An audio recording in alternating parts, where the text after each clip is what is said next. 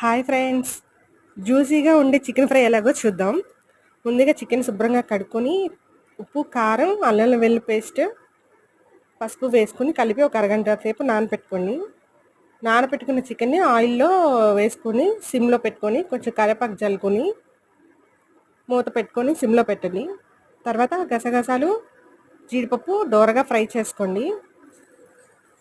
దీన్ని ఫస్ట్ గసగసాలు మిక్సీలో గ్రైండ్ చేసిన తర్వాత జీడిపప్పు వేసి గ్రైండ్ చేయాలి. అప్పుడు పౌడర్ బాగా వస్తుంది.